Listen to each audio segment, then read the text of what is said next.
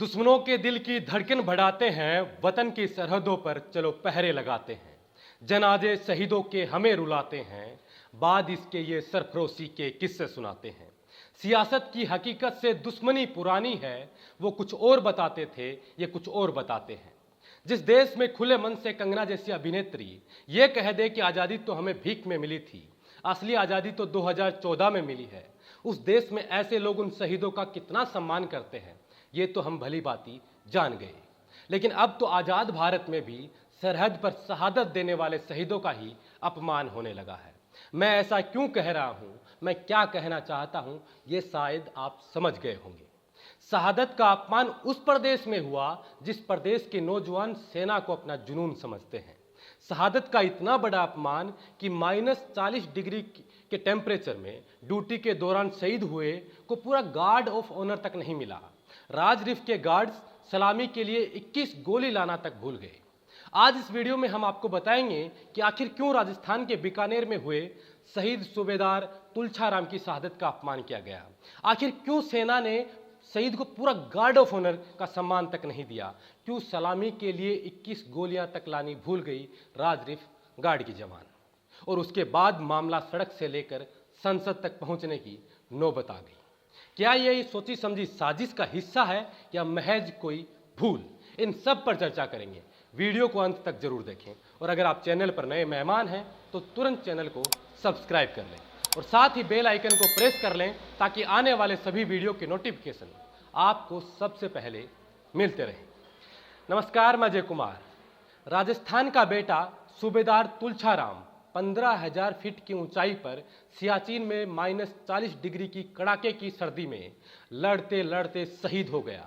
पर नोखा के केडली गांव में बुधवार को उनकी अंत्येष्टि में सलामी के लिए 21 राउंड फायर ही नहीं हुए। गुरुवार को पता चला कि सेना गार्ड जिन्हें सम्मान देना था वो लापरवाही में ब्लैक राउंड फायर लाने ही यानी कि गोलियां लाना ही भूल गए। प्रदेश में शहीदों का ऐसा असम्मान पहली बार हुआ है और कमाल तो तब हो गया जब सैन्य अधिकारियों से बात की गई तो उन्होंने अपनी लापरवाही को छुपाते हुए कहा कि ऊपर से ऑर्डर ही नहीं था। दरअसल नवंबर में महार रेजिमेंट के गार्ड्स की ड्यूटी थी। शहीद सूबेदार तुलछाराम सेकंड राजरिफ में थे, इसलिए राजरिफ रेजिमेंट ने जल्दबाजी में गार्ड ऑफ ऑनर के लिए अपने गार्ड भेज दिए और वो लापरवाही में ब्लैक राउंड लाना तक भूल गए, इसलिए फायर ही नहीं हुआ। मामला इतना बढ़ गया कि भीड़ उग्र होने लगी और सैन्य कर्मियों को अंत्येष्टि के बीच से ही लौटना पड़ा।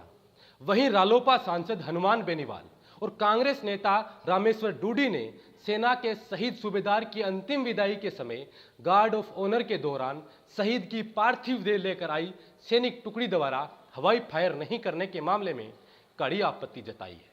बेनीवाल ने कहा कि ऐसे सेना ने शहादत का अपमान किया है। संसद में भी इस मुद्दे को उठाऊंगा, संसद तक इस मुद्दे को लेकर जाऊंगा। बेनीवाल ने तत्काल प्रभाव से रक्षा मंत्री राजनाथ सिंह को पत्र लिखा और कहा कि विदाई के वक्त पूरा गार्ड ऑफ ऑनर न देना शहीद का अपमान है। मामले की जांच करवाकर दोषियों के खिलाफ कार्रवाई की जाए। बेनीवाल ने आरोप लगाते हुए कहा कि शहीद किसान पुत्र की अंतिम विदाई में प्रथम दृष्टया ये करते जिम्मेदारों द्वारा जानबूझकर किया हुआ प्रतीत होता है। आइए आपको सुनाते हैं नागौर सांसद बेनीवाल और कांग्रेस नेता रामेश्वर डूडी ने क्या कहा। क्या वजह कि भाई आपने फायर क्यों नहीं किए? और गार्ड ऑफ ऑनर के अंदर हमें या तो ये बताओ कि देश के अंदर कहीं भी गार्ड ऑफ ऑनर में फायर नहीं किया जाता। हम भी जीत नहीं करते, सेना के नियम होते हैं। लेकिन आप 2 दिन पहले तो फायर कर रहे हो जहाँ अभी बगल सोमल के अंदर, या मैं 50 जगह गया हूँ जहाँ गार्ड ऑफ ऑनर के अंदर फायर किए जाते हैं और बाकी सारा सिस्टम सही तरीके से था। लेकिन गार्ड फायर नहीं करना एक तरीके से कहीं न कहीं ये लज्जित करने वाली बात है। ये बर्दाश्त नहीं करेंगे। ये लोकसभा का सत्र चलेगा, रक्षा मंत्री को इस बात में जवाब देना पड़ेगा कि फायर क्यों नहीं किया।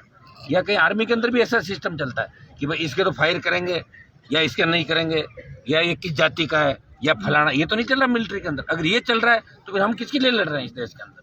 ये बड़ा चिंता का विषय और मैं इसकी निंदा भी करता हूँ। गलत हुआ है सारा और इस मामले को लोकसभा के अंदर मैं लेके जाऊँगा, उठाऊँगा इस मामले को और इनकी खाट खड़ी करूँगा जिन लोगों ने गड़बड़ करी। गार्ड ऑफ ऑनर दिया गया, गार्ड ऑफ ऑनर के साथ में अधूरा गार्ड ऑफ ऑनर दिया गया। उन्होंने सलामी दी, लेकिन जो फायर होने चाहिए 21 जो है फायर करके और शहीद को सलामी दी जाती है। आज सेना के जवानों ने वो 21 फायर जो किए नहीं, तो मैं समझता हूँ कि कहीं न कहीं सेना की उनके अधिकारियों की या किस तरीके से क्या हुई, ये पूरा जांच का विषय है। जैसा कि आपने देखा, नागौर सांसद हनुमान बेनीवाल ने मामला रक्षा मंत्री राजनाथ सिंह और लोकसभा की रक्षा संसद की स्थायी समिति के सभापति जुएल ओराम को पत्र लिख जांच की मांग की है। वहीं जिला सैनिक कल्याण अधिकारी रिटायर्ड कर्नल दलीप सिंह शेखावत ने कहा कि शहीद के सम्मान में ब्लैक राउंड फायर नहीं होने का मामला सामने आया है। इसके संबंध में आर्मी स्टेशन को पत्र लिखकर पूछा गया है कि इसका प्रोसेस क्या है। और नोखा विधायक बिहारी लाल बिश्नोई ने भी कहा कि शहीद के सम्मान में ऐसी चूक नहीं होनी चाहिए थी, जबकि 2 दिन पहले ही सोमलसर में शहीद बजरंग लाल के सम्मान में महार रेजिमेंट के गार्ड्स ने ब्लैक राउंड फायर किए थे। अब सवाल यह है कि गार्ड ऑफ ऑनर होता क्या है और किसे दिया जाता है। ये एक प्रोटोकॉल होता है जिसके तहत वीवीआईपी और वीआईपी लोगों को गार्ड ऑफ ऑनर का सम्मान दिया जाता है। इस लिस्ट में राज्यपाल, मुख्यमंत्री, कैबिनेट मंत्री आते हैं। राष्ट्रपति, प्रधानमंत्री और अन्य केंद्रीय मंत्रियों को भी राज्य पुलिस की ओर से गार्ड ऑफ ऑनर दिया जाता है। इसके लिए एक रिजर्व टुकड़ी पुलिस फोर्स के पास होती है। किसी राजनीतिक दल के प्रमुख को यह सम्मान नहीं दिया जाता है। अगर कोई कर्तव्य पालन के दौरान शहीद हुआ है, चाहे वो सीआरपीएफ में हो, बीएसएफ के हो या फिर आर्मेड फोर्स के किसी भी आर्मी फोर्स के हो, उनको ये सम्मान दिया जाता है। इसके अलावा स्वतंत्रता संग्राम सेनानियों को भी ये सम्मान दिया जाता है। यदि पुलिस का भी अपना कोई जवान शहीद होता है तो उसको भी दिया जाता है। वर्तमान सांसद और विधायक को भी गार्ड ऑफ ऑनर दिया जाता है। गार्ड ऑफ ऑनर को एक लाइन में परिभाषित किया जाए तो उन लोगों के लिए सम्मान है जिन्होंने राष्ट्र के लिए काम किया है, कुर्बानियां दी हैं। गार्ड ऑफ ऑनर और किसे दिया जाता है ये भी जान लेते हैं। जब किसी देश के राष्ट्रपति या प्रधानमंत्री भारत आते हैं तो उन्हें भी गार्ड ऑफ ऑनर का सम्मान दिया जाता है। इसके अलावा भी जो विशिष्ट अतिथि भारत आते हैं उन्हें भी ये सम्मान दिया जाता है। सरल शब्दों में कहें तो भारतीय सशस्त्र सेना वीवीआईपी के सम्मान में गार्ड ऑफ ऑनर का आयोजन करती है। 1947 में जब भारत आज़ाद हुआ था तो देश की तीनों सेनाओं को मिलाकर एक खास टुकड़ी बनाई गई थी।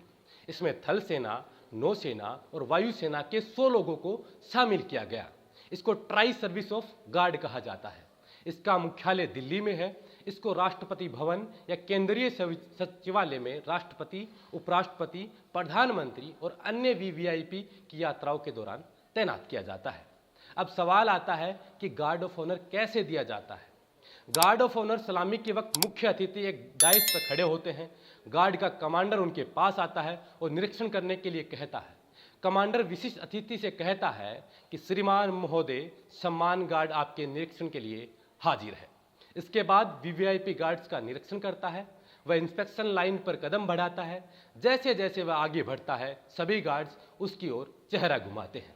इस दौरान कमांडर उसकी दाईं ओर चलता है। निरीक्षण खत्म होने के बाद गार्ड कमांडर वीवीआईपी को सैल्यूट करते हैं। जब तक वीवीआईपी वहां मौजूद रहते हैं तब तक गार्ड्स ना तो उस जगह को छोड़ता है और ना ही विश्राम की मुद्रा में आता है।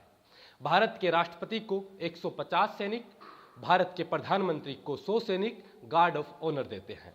भारत के उपराष्ट्रपति के लिए भी 100 सैनिक गार्ड ऑफ ऑनर देते हैं। बाकी अन्य वीवीआईपी को 50 सैनिक गार्ड ऑफ ऑनर देते हैं।